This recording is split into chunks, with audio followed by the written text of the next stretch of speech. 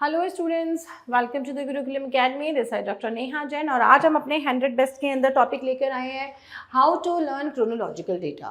This is the biggest question I use to face it every session when a student ask कि ma'am जो chronological data है उसके ऊपर बहुत questions आते हैं, क्रोनोलॉजिकल क्वेश्चंस बहुत आते हैं, तो इस डेटा को लर्न कैसे किया जाए। बेसिकली जो ये क्रोनोलॉजिकल क्वेश्चंस होते हैं, जो ये क्रोनोलॉजिकल डेटा है, इसको हम कैसे बेस्ट वे में प्रिपेयर करेंगे। क्रोनोलॉजिकल डेटा के लिए सबसे कुछ एक स्टेप्स हैं, बहुत छोटा वीडियो रहेगा, ये आपका बहुत ज़्यादा टाइम टेकिंग नहीं है, लेकिन जो टिप्स मैं आपको दे रही हूँ उसको ध्यान रखिए कि मैं इसमें क्या क्या चीज़ें आपको बता रही हूँ। क्रोनोलॉजिकल डेटा के लिए सबसे इंपॉर्टेंट चीज़ है कि you should focus on the time line. I will take the examples also. Focus on the timeline. कौन कौन सी टाइमलाइन के साथ जो इवेंट्स हैं, टाइमलाइंस ऑफ या timeline of the event.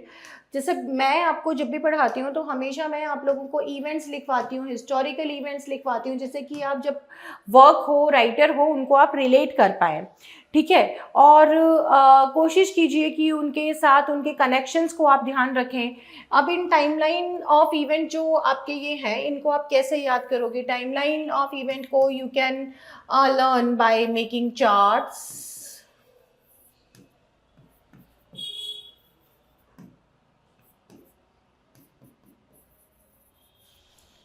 Flow chart बना सकते हो, जैसे कि मैं ये भी बना रही हूँ, इसको फ्लो चार्ट कहते हैं। Tabular arrangement,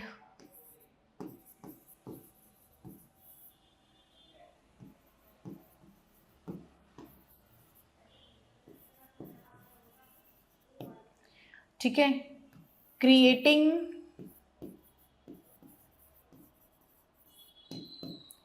relationships,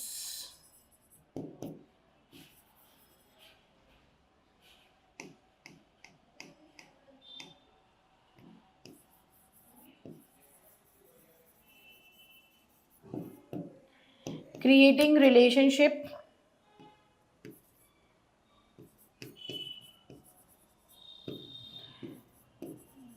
between events की, एक इस टाइम हुआ है, एक उस टाइम हुआ है, इनके बीच में एक्चुअली क्या रिलेशनशिप हो सकता है, किस तरीके से इन इवेंट को हम देखेंगे, इनके कनेक्शंस को देखो, क्रिएटिंग इनके बीच में रिलेशनशिप एंड लर्न कनेक्शंस कि उनसे रिलेटेड कौन कौन से वर्क किस तरीके से लिखे गए हैं, उन्हें हमें ध्यान रखना है। इनके चार्ट टाइप बना के, जैसे कि हमने ट्यूडर डायनेस्टी का देखना है, तो ट्यूडर डायनेस्टी कब से कब तक थी, उस बीच में क्या क्या चीज़ें हुई हैं, किस तरीके से प्रिंटिंग प्रेस कब आई थी, उसके बाद सारे पब्लिकेशंस आए, उससे पहले के वर्क पब्लिकेशन में नहीं आएंगे। पब्लिकेशन हुआ है तो पहले कौन सा हुआ है, बिब्लिकल हुआ है, देन हिस्टोरिकल हुआ है, देन लिटरेरी हुआ है, तो फिर आपको ये भी चीज़ें ध्यान रहेगी कौन से इवेंट के बाद कौन से वर्क्स को लिखा गया है, इन्फ्लुएंसेस क्या क्या थे। यहाँ पे एक चीज़ और आ जाएगी, फ्लो चार्ट, और इसके साथ साथ इधर ले लेती हूँ, रिमेंबर द इन्फ्लुएंसेस। जो इवेंट है उनके इन्फ्लुएंस किसी चीज़ पे क्या पड़े हैं, या किसी चीज़ का इन्फ्लुएंस उन इवेंट पे क्या पड़ा है, दोनों टू वे के अंदर आपको ये चीज़ें ध्यान रखनी है। अब इसमें इनके जो डिटेल्स हैं उनको हम ब्रेक डाउन करेंगे। किस तरीके से ब्रेक डाउन करेंगे कि data is arranged in order of time such as years, month, days, इसको किस तरीके से अरेंज किया जाएगा।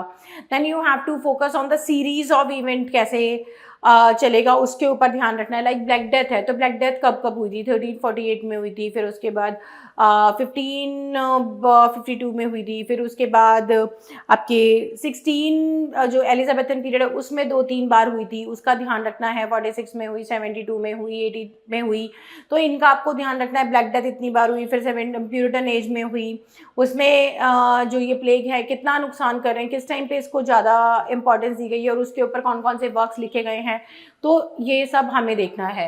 लाइक फॉर एग्जांपल, जैसे कि हमने ये टाइमलाइन, मेन चीज़ यही है जो आपको ध्यान रखनी है, लेकिन अब क्रोनोलॉजिकल ऑर्डर को हम किस तरीके से ध्यान रखेंगे। For example I am taking off the age of Chaucer, ठीक है। एज ऑफ चौसर के मैं आपको इवेंट्स बताती हूँ। तो इवेंट क्या है, 1346 to 48 ब्लैक डेथ। एक सेकेंड,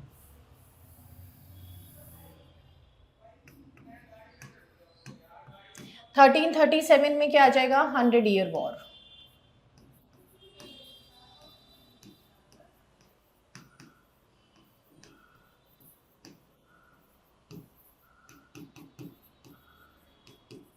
इंग्लैंड एंड फ्रांस, ये स्टार्ट हुआ, ठीक है। Then 1346 to 48 black death. Then 1381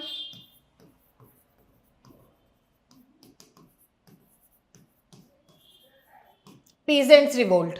ये तीन तो हिस्टोरिकल इवेंट हुए। उसके अलावा पॉलिटिकल, या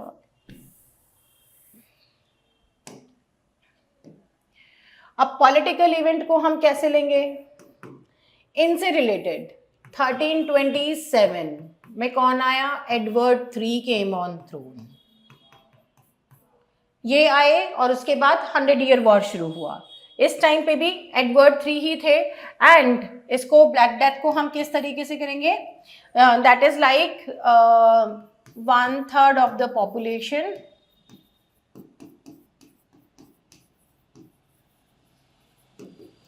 was deeply affected।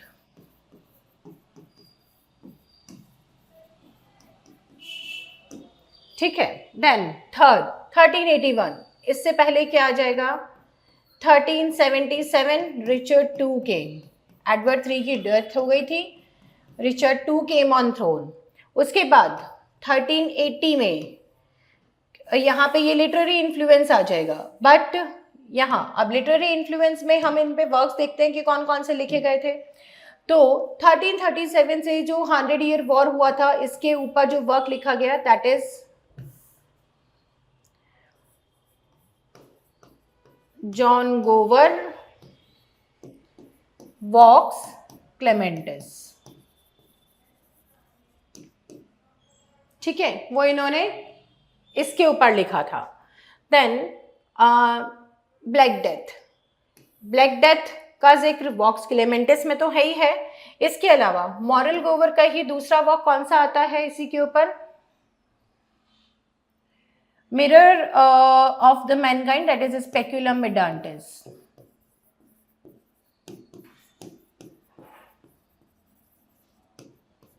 Speculum Meditantis, ये दो लिटरेरी वर्क इसके ऊपर आ जाते हैं, जो कि ब्लैक डेथ के ऊपर। ब्लैक डेथ का जो इन्फ्लुएंस है वो अगर हम देखते हैं तो इसके चौसर के किसी वर्क में क्या ब्लैक डेथ का इन्फ्लुएंस है, नहीं, वहाँ पे कहीं पे भी कुछ उन्होंने ऐसा सच कुछ भी दिखाया नहीं है।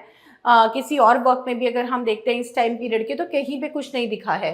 अगर अब इसमें हम लोग जनरली देखेंगे तो इसमें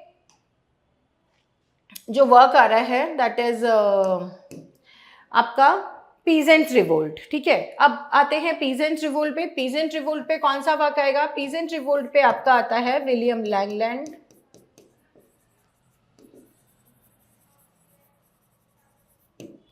fire the Plowman, and that work was published in 1380। तो यहाँ पे जो इन्फ्लुएंस है वो इस वे में नहीं है, वो इस वे में है कि इस वर्क का जो है वो इन्फ्लुएंस पीजेंट रिवोल्ट पे पड़ा था, and this is the cause of peasant revolt, this work become the cause of peasant revolt. और पीजेंट रिवोल्ट के अगर हम एक्चुअली कॉजेस की बात करते हैं तो इसके रीजंस क्या थे, किस किस वजह से ये पीजेंट रिवोल्ट हुआ था। तो पीजेंट रिवोल्ट हुआ था बेसिकली, इसमें आया था फ्यूडलिज्म एंड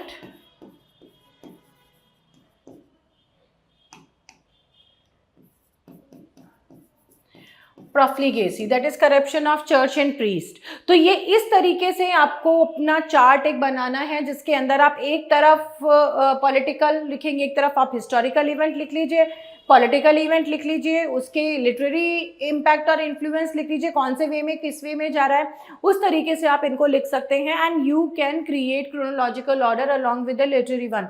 तो आपको लिटरेरी क्रोनोलॉजीज भी याद रहेंगी और आपको जो पॉलिटिकल या हिस्टोरिकल क्रोनोलॉजी है वो भी ध्यान रहेगी। सिमिलरली अगर हम एलिजाबेथन एज में जाते हैं तो वहाँ पे डिस्कवरीज हुई थी, discovery of India, discovery of America, discovery of earth, that it is round. Ferdinand de Magellan rounded the world and stated that it is round, it's not a square. And then उस time पे हेलीसेंट्रिक theory निकली थी, Copernicus का जो था gravitational theory निकली थी। तो that was the age of science जो हम शेक्सपियर के वर्क्स में देख सकते हैं। स्टार्टिंग में वो कॉमेडीज लिख रहे थे because the influence of university wits was there. Then he started writing some of the historical works because of the obviously influence of the university wits and the kings। उनको place करने के लिए, उनको please करने के लिए उन्हें वो लिखना पड़ता था। तो हमें वो क्रोनोलॉजी पता है कि इस टाइम पे ये लिख रहे थे, इस टाइम पे ये लिख रहे थे। Then Elizabeth one, because the queen was on the head, queen was on the throne, she was ruling. तो he started writing all the works where the females are protagonists, whether the name is Hamlet but the female, but like Hamlet is an exception, but all the female characters are very very important there, they are the one who are actually playing the roles। तो उन्होंने उस तरीके से दिखाया कि in the patriarchy females plays a very important role, they are the actual heroes of the life। If they get education then what happened, if they get such things then what happened। He has taken use of poisons because it is very much political era। तो वो इन्होंने ups and downs दिखाया, courtly loves को दिखाया। He arranged a lot of praises for himself। उन्होंने खुद बटोरी है वो प्रेजेस, क्योंकि उन्होंने अपने हर एक इवेंट को, हर एक चीज़ को इन्होंने फ़ायदा उठा के लिखा। जैसे कि 88 का हम वॉर जीत गए थे, queen Elizabeth one the Spanish war and that is called as Magna Carta, Spanish defeat of Spanish Armada and the Magna Carta. He started writing all the plays in a way that a female is everything. ठीक है, he praised her a lot and she also liked the plays and ultimately she has gifted him the Globe Theatre। So this is how, if you will relate the events with the things, you will definitely know what happens when, right? When Philip Sidney and Edmund Spenser was just friends, he dedicated the Shepherd's Calendar to him, but in the war, when in 1586 Philip Sidney died, he wrote Astrophil। So Astrophil came later, 89। After that he went for the second marriage and all the works are shifted to his beloved wife। तो 92 approx उसके जितने works आए हैं वो सब के सब love poems और वो सब के सब डेडिकेटेड है उसकी सेकंड वाइफ एलिजाबेथ को। ये सब चीज़ें आपको इस तरीके से क्रोनोलॉजिकली याद रखनी है। तो अपना एक टाइमलाइन बनाइए, एक टेबल बनाइए जिसमें आपके फ्लो चार्ट हो, इन्फ्लुएंसेस हो, ये सारी चीज़ें लिखी हो। आप विजुअल एड्स से ही क्रोनोलॉजी को ज़्यादा अच्छे तरीके से याद कर पाएंगे, otherwise it will be difficult. अब इससे ज़्यादा सिमिलर और कुछ भी नहीं होगा, क्योंकि जिस तरीके से मैंने बताया तो आपने ये इवेंट लिखा, यहाँ पे एक स्टिकी नोट्स या एक कलर्ड पेन से अपना वो बना दीजिए कि ये इसका नोट है, this is the information which is related to it. This will be the best idea or the best way to learn the chronological sequences, right? I think this will help all of you a lot for preparing your examination of any grade। किसी भी चीज़ का आप exam पढ़ रहे हो या तैयारी कर रहे हो, उसमें आप लोगों को ये चीज़ बहुत काम आने वाली है। So bye everyone, take care, and in the next video I am definitely going to get you more informative videos for the next, right? So take care, bye everyone.